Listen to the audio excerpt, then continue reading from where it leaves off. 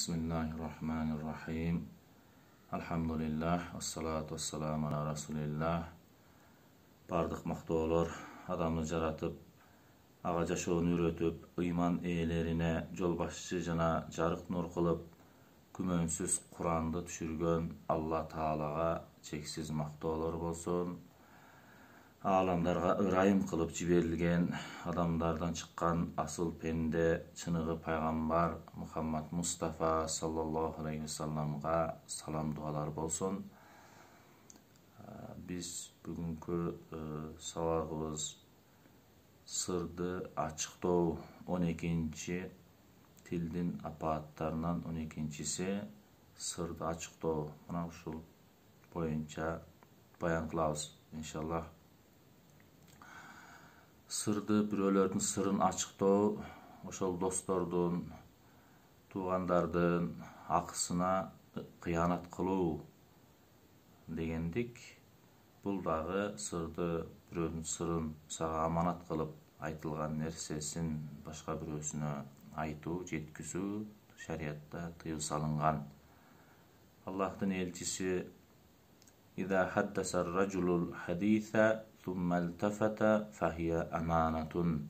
Peygamberimiz hadisinde aytып atat, egerde bir adam sağa bir sözdü süylөгөн bolsa, jana eki jagын karap, etiyattanıp sağa bir söz aytkan bolsa, demek al bir sağa уккан адамга аманат болуп эсептелет деп айткан. Ошондуктан аманат айтылгандан кийин биз ошо башка бирөө укпасын деп бизге атайын айткандыгы үчүн биз аны сактоого милдеттүү экенбиз.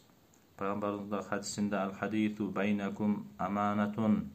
Ошол сүйлөшкөн сөздөрүңөр ортоңордогу сүйлөшкөн сөздөр аманат болуп эсептелет. Эгерде ошол бирөө сөзүн башка бирөөгө жай берген болсо, эртеси күнү ошол адамдын жини келген болушу мүмкүн, аманат кылып айткан нерсеми ушинтиптир деп капа болушу мүмкүн. Ошол кул акысына дагы албетте бул нерсе кирип калат. Ошондуктан сырды жарыялоо кыянат болуп эсептелет. Ошондуктан башка бирөөгө эгер сырды ачкан болсо, ал адамга зыян жеткизе турган болсо, анда арам болуп калат экен. Ошондуктан ар бир сыр адамдын өзүндө аманат катары сакталыш керек. Пайгамбарыбыздын хадисинде мунафыктын аламаты 3, эки жүздүүлүктүн аламаты 3 нерседе деп айткан. Биринчиси сүйлөгөн болсо, жалган сүйлөйт. Экинчиси аманат кылынган болсо, аманатка кыянат кылынат. Үчүнчүсү убада берилген болсо, убадага тырбайт дейт. Ошол аманатка кыянат кылуу бул сөзсүз эле бир колуна бир буюмду берип, кайра ошол нерсени өзүн аманатка алуу эмес, балким ошол сөз сүйлөгөн маалда дагы ошол аманат, ошол сөздү дагы өзүндөй сактап беришибиз керек экен. Кийинки кесепеттеринен 13-чү кесепети жалган убада берүү. Албетте тил сөз берүү үчүн дайыма жарышат. Тил оңой эле сөз берип кое берет, тил оңой эле сүйлөп кое берет. Бирок ошол нафистин ошол маалдагы сөздүн кийинки маалда аткарылуусуна дайыма эле жанаша бербейт. Нафис ошол нерсени аткарууга кыйналышы мүмкүн. Тил жеңил эле сөз берет, бирок аны аткаруу кыйынга турат. Ошондуктан ар бир берилген сөз бул аманат болот. Жана ошол нерсени аткарууга мусулман милдеттүү болуп калат. Болбосо жанагы жогоруда айтылгандай мунафыктын аламаттарынан болуп калат. Андан кийин элден ишенимден чыгат. Бул баягы убада бере берет, сөзүнө турбайт, баягы эле аткарылбайт. Азыркы күнүбүздө да кээ бирлерин айтып коебуз, көпчүлүктөрдү убадасына турбады, канча элге сөз берди эле, аткарылган жок деп айтышып калышат. Мына ошол ар бир убагында сөз берилген болсо, ошону аткарууга мусулман милдеттүү болот. Аятта фастауз биллах я айюхаллазина аману ауфу бил нуқуд Майда сүрөсүнүн 1-аятында айтып атат: "Ey ыйман келтиргендер, силер сөз берген болсоңор, сөзүңөрдү аткаргыла" деп бизге буйрук берип атат. Пайгамбарыбыз хадисинде "Ал-айддату атиятун" сөз берүү бул бир сыйлык, бир белек. Эгерде сөз берип, ошону аткарган болсо, анын жыйынтыгында бир сыйлык бар дегендик, жоопкерчилик бар. Сөз бергенден кийин сөзсүз баягы макалда айтылгандай, сөз чыкканга чейин сен кулуң, сөз чыккандан кийин сен анын кулусуң. Сен ошол сөзгө жооп беришиң керек, жоопкерчиликтүү мамиле кылышың керек. Ошондуктан мына ушул хадистерде бизге эскертип жатат. Иннаху кана садикал вади деп Алла Таала Hazreti İsmail aleyhissalamды мактап, ал албетте Исмаил пайгамбар өзүнүн сөзүндө туура турчу, дайым туура сөз сүйлөөчү жана ушунчалык бир чыныгы бир пайгамбар эле деп Алла Таала ошо пайгамбарлардан дагы ошол бир сыпатын бизге өрнөк катары көрсөтүп берип атат. Абдулла ибн Умар өлүмүнөн бир аз мурун Курайштан бир адам кызым үчүн мага келип бир жуучулук кылган болчу. Мен сөз бергендей болгонмун. Аллага касам ичип айтамын, ушул мунафыктын 3 аламатынын бирөөсү мен Алланын алдындар көйүнө баргым келбейт. Мен силерди күбө кылып атам. Мына өлүм астында турамын. Силерди күбө тутамын. Кызымды ошого никеге бердим деп мына көз жумаардан дагы ошол берилген сөзүнө бек туруп элдерди күбө кылып никеге берген экен. Абдуллах бин Абул Хансанын бир риваятында пайгамбарыбыз менен ошо пайгамбар боло электен мурун биз бир соода иштерин кылган болчук дейт. Мен бир нерсе сатып алып, кийин акчасын кичине бир аз калган эле, аны мен эртеси күнү бере турган болуп, ошо бойдон унутуп калдым дейт. 3 күндөн кийин барсам, пайгамбарыбыз баягы бели сөз берген жерге келиптир. 3 күндөн бери мына ошол жерде турамын, сени күтүп деп айткан дейт. Пайгамбар боло электен мурун мына канчалык ошо сөз берүү, ошо сөзүнүн аягында туруу канчалык маанилүү экенин биз пайгамбарыбыздан дагы өрнөк алышыбыз керек. Ибн Масуд разияллаху анх бир сөз берген маалда дайым иншаллах деп айтат эле, Аллах кааласа деп айтат эле. Бул дагы эң жакшы сыпат. Эң жакшысы дагы ушул. Иншалла деген сөз ошол эгерде ошо бир үзүрлүү себептер болуп калган болсо, мына ошо үзүрлүү маалдарынан башка маалдарында ошол сөзгө аткарууга тырышуу керек. Кээ бирлери эртеси күнкү убакытка белгиленген мөөнөттө бара албай калышы мүмкүн. Мына ошондо мусулмандын сыпаты үзүрүн айтып, убакыт келе электен мурун ал адамды күттүрбөстөн, мен бир ушундай зарыл ишим чыгып калды, кечиресиз, мен бул убакытка бара албай турган болдум деп үзүрүн айтып коюшу мусулмандыктын белгиси болуп эсептелет. Көпчүлүк учурларда биз ушул маалдарда, убакыт келген маалда андан кабар алсаң, бейкапар жүргөн момундарды көрөсүң. Ошондуктан бул нерсе жакшы сапат болуп эсептелбейт. Пайгамбарыбыз хадисинде "Салатун ман кунна фихи фахва мунафикун" бир 3 адам 3 кыслат кимде бир өзгөчөлүк болгон болсо, ал мунафыктын аламаттарынан ва ин сама ва салла ва зама, эгерде ал орозо тутса, намаз окуса дагы, өзүнүн бир мусулманмын деп ойлосо дагы, эгерде ошол 3 кыслат булунган болсо, 3 өзгөчөлүк болгон ошол адамда бар болгон болсо, ал мунафык деп атат. Ида хаддаса кадаба ва ида ваада ахлафа ва ида утумина хана. Эгерде сүйлөсө жалган сүйлөгөн болсо, убада берип бирок ошол убаданы аткарбаган болсо, жана бир сөз болгон болсо, ошол аманат берилген болсо, ошол нерсени аманатка кыянат кылган болсо, бул ошо намаз окуган болсун, ораза туткан болсун, өзү мусулман деп ойлосун, бирок ал мунафык деп атат. Бул хадис өтө маанилүү бүгүнкү күнүбүздө дагы. Ушул сөзүбүзгө өзүбүздүн ошо бир гана намаз орозобуз менен эле ибадат эмес, ар бир айткан сөзүбүз үчүн дагы жооп берүүгө милдеттүү экендигибиз мына ушул хадистен түшүнсөк болот. Пайгамбарыбыз дагы бир хадисинде арбаун ман кунна фихи кана мунафикан, дагы бир ушул 4 кыслат болгон болсо, ал дагы ошо мунафык болуп эсептелет, эки жүздүүлүк болуп эсептелет. Мен кана фихи халлатун минхунна кана фихи халлатун минан нифак. Ошол кыслат кимде бар болгон болсо, ошол нифактын, мунафыктын, эки жүздүүлүктүн аламаты. Хатта ядааха, аны таштаганга чейин, качан ошол кыслатты таштаганга чейин.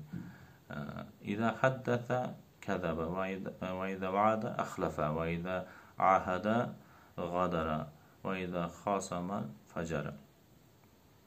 Эгерде сүйлөсө жалган сүйлөгөн болсо, убада кылган болсо, убадасына турбаган болсо, бир келишим кылган болсо, ошо келишимди бузган болсо, душмандыкта ашыкча душмандык чектен чыгып кеткен болсо, мына ушул 4 кыслатты таштамайын, ал мунафык болуп эсептелет деп пайгамбарыбыз хадисинде айтып атат. Ошондуктан мына ушул берген сөздөрүбүздө керек болсо ошо душмандыктын дагы чеги бар экендиги хадистен түшүнсөк болот.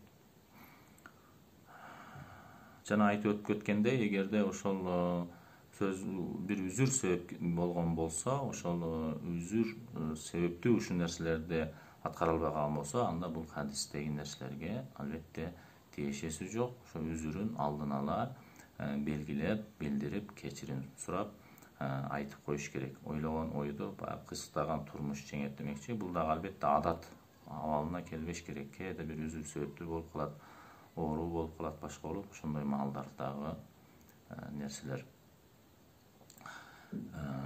Дагы бир риваятта Аллахтын элчиси Абу Хайсам деген сахабага бир кызматчыны убада кылган. Бир кызматчыны убада кылып, андан кийин бир 3 кызматчы колуна келгенде экөөсүн сурагандарга берип, кулдарды.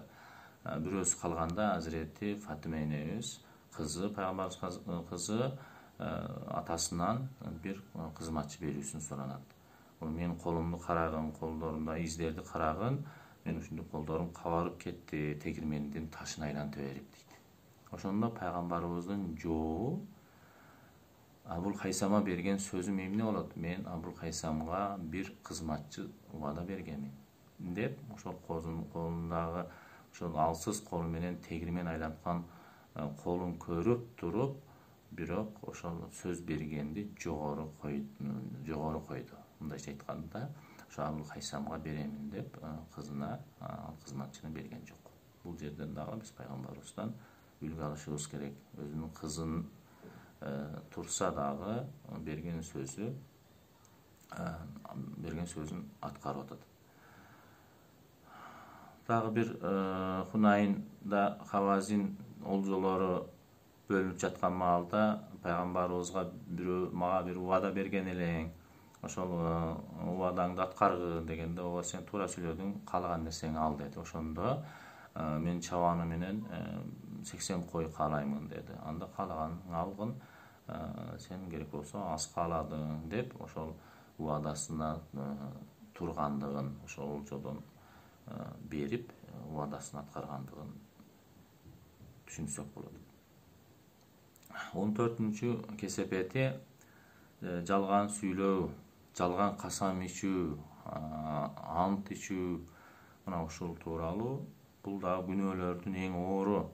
Касам ичүү айыптардын дагы эң жаманы. Пайгамбарыбыз iyyakum wal kizba fa innahu ma'al fujur wa huma fin-nar. Этият болгула жалгандан, жалган сүйлөөдөн өтө узак тургула. Себеби жалган сүйлөө фажир, мындайча айтканда бузуку, күнөөкөр Kötө buzuklu adamlar менен бирге болот жана экөөсү тең тозокто деп пайгамбар өз хадисинде айтты. Дагы бир риваятында иннал кизба бабун мин абуабин нифак. Ошол жалган сүйлөө мунафыктык эшиктеринин бир эшиги.